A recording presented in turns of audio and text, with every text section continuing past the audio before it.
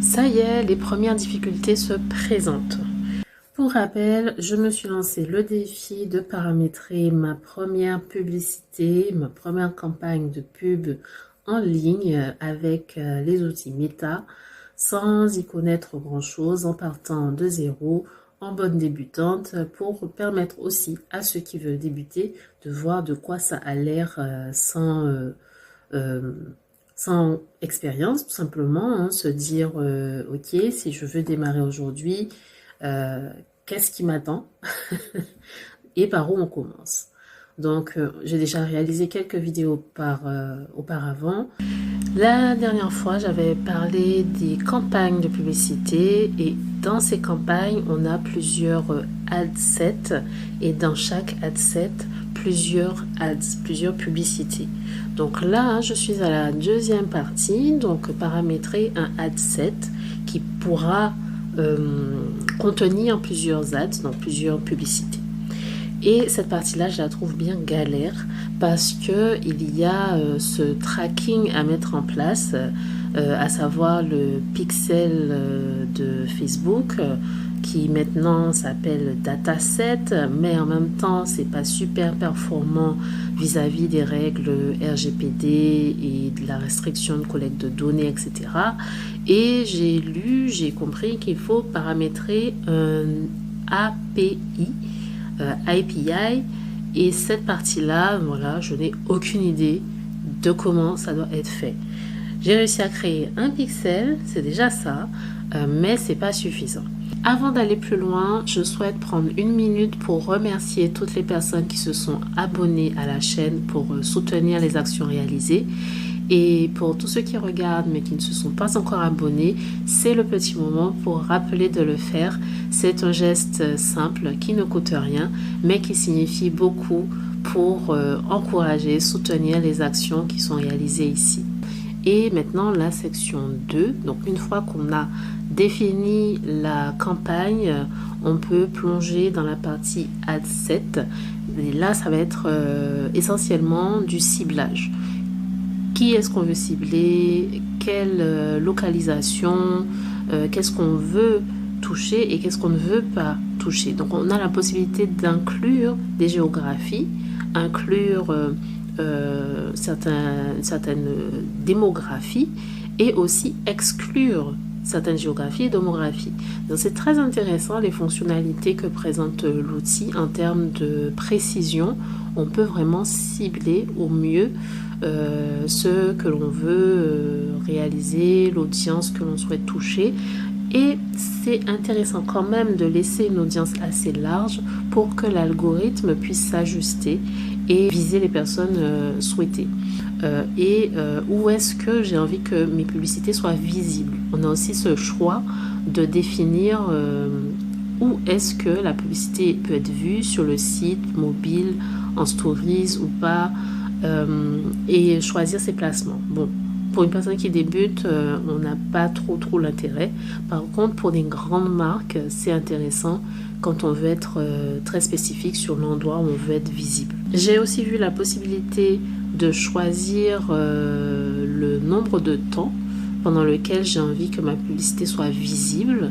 C'est-à-dire que si je veux faire mon test sur une semaine ou 2 ou 1 mois ou plus, c'est possible de paramétrer cela.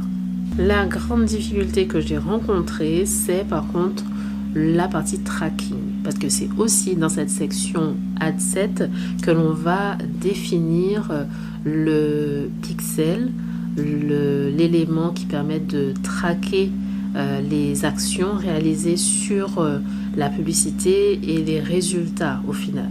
Donc c'est extrêmement important de bien définir cette partie-là, parce que si on ne peut pas collecter les données par rapport à la pub, on ne peut pas savoir si elle fonctionne, si elle ne fonctionne pas, sur quelle partie il y a éventuellement des changements à réaliser, qu'est-ce qu'il faudrait ajuster. Pour pouvoir avoir ces informations-là, il nous faut de la data, il nous faut des données. Et pour ça, il faut pouvoir collecter ces données. Et c'est là que ça devient compliqué. J'ai quand même enregistré les différentes étapes pour le reste du paramétrage de l'ad set, mais pouvoir mettre en place ce tracking Et une fois qu'on a mis en place le tracking, donc le pixel, et qu'on sait à peu près comment connecter le API, encore faut-il dire à ces indicateurs, dire à ces tracking quoi traquer. Et pour ça, il faut créer un event. C'est-à-dire que sur un événement qui se passe sur le site, la visite de quelqu'un, c'est un événement. Le fait que la personne clique sur le lien et s'inscrit, c'est un événement. Cette personne arrive sur la page de remerciement, c'est un événement. Donc, définir les événements que l'on veut identifier et que Facebook va pouvoir traquer avec le numéro qu'on lui a donné. Je comprends l'idée. Maintenant, pour le paramétrer, c'est autre chose. Cette partie tracking, pour moi, c'est vraiment des nœuds au cerveau.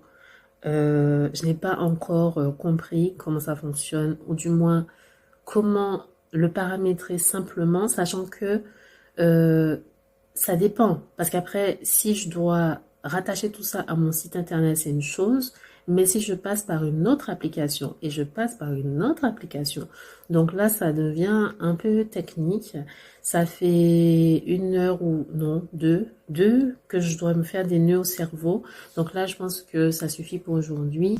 Donc, pour le moment, je m'arrête à cette section en cherchant davantage d'informations, en voyant comment on peut réaliser ça au mieux avant d'enregistrer quelque chose de beaucoup plus carré. Enfin, j'aurais compris comment ça fonctionne.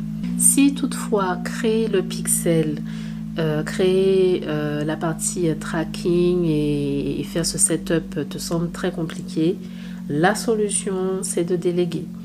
Ce sera bien plus rapide de faire appel à quelqu'un qui s'y connaît, et dans ce cas-là, attention, il faut faire très attention à ne pas donner un accès total à son compte de publicité.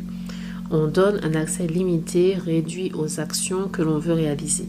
L'accès total, le contrôle total, c'est quelque chose que tu devrais garder pour toi.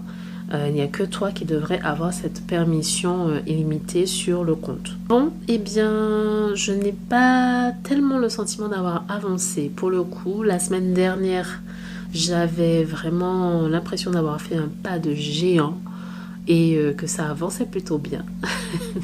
Là, cette semaine, bon, c'est pas trop ça. Mais on ne peut pas non plus se décourager à la première difficulté. C'est normal que ce soit pas si simple quand on ne connaît pas trop. Et c'est comme ça pour toute chose. L'apprentissage au début, les premières fois, les premiers pas, c'est pas forcément évident. Mais justement, c'est dans ces moments-là qu'il est important de persévérer. Alors, si on n'a pas progressé en mettant en place tout ce que je voulais mettre en place, c'est ok, parce que ça me permet en tout cas de réaliser qu'est-ce qui est vraiment important à paramétrer maintenant pour avoir des bons résultats après. Donc bon, c'est pas un franc succès, mais ça reste de la data intéressante. Un test assez intéressant jusque-là. Bon, ben, je vais me renseigner, me documenter et revenir avec plus de matière pour la prochaine fois.